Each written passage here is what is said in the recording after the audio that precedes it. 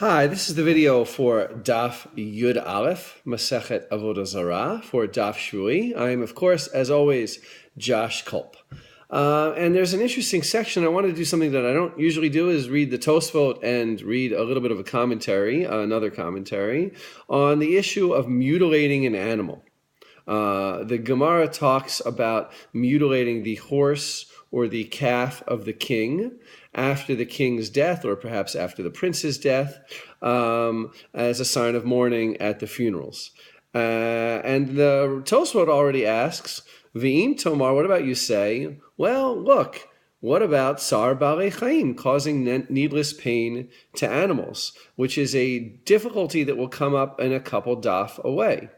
And then they mention, and before I answer what their answer is about Tsar Balei Chaim causing senseless pain to animals, there's another prohibition that sort of hasn't been mentioned on this daf, and it's a little curious. Why not? And that's Bal Tashrit, the prohibition of senselessly destroying property.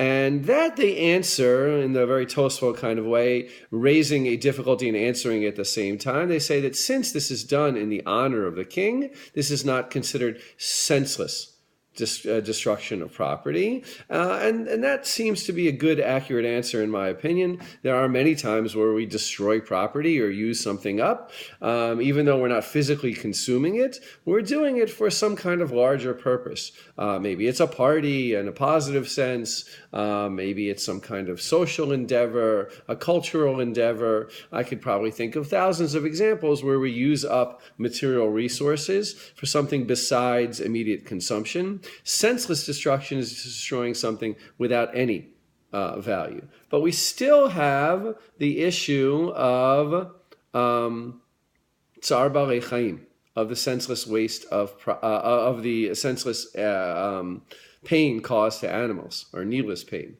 So the Tosfot gives sort of an answer. They say that burning for an Israelite king is kavod, honor for everybody, and kavod rabim, honor for the multitudes, not honor for a single person, but honor for the multitudes is a greater value than the problem of causing pain to an animal.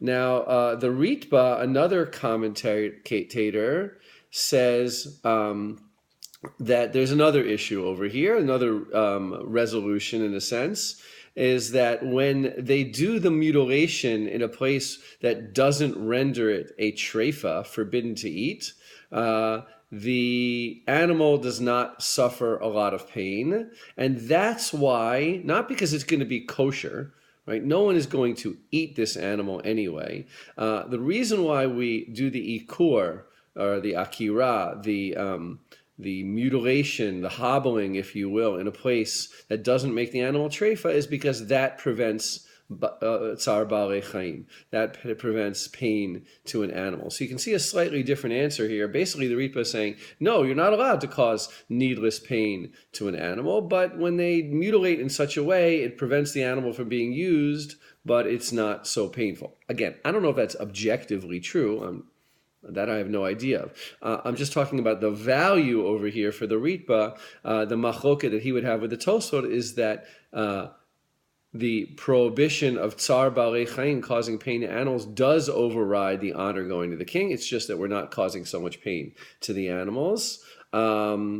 He also brings up, has a different reason for why you have to hobble the animal in such a way, or mutilate the animal in such a way, is that by doing it in that way, it wouldn't even be a transgression of Bal Tashrit, of needless use of property. So you can see how these two issues come up slightly different for these two Rishonim. The issue of destroying property is always an issue. We have to question, are we doing it for no reason? Are we really destroying it? Or is there some other way of looking at it? And the second case is an issue, larger sort of quasi-meta halachic issue, is Tsar Ba'alei Chaim, causing senseless pain to animals. There are cases where we're allowed to cause pain to animals, but it has to be some kind of ulterior, larger goal achieved by causing that pain, and you're not allowed to just cause pain to animals for no reason whatsoever.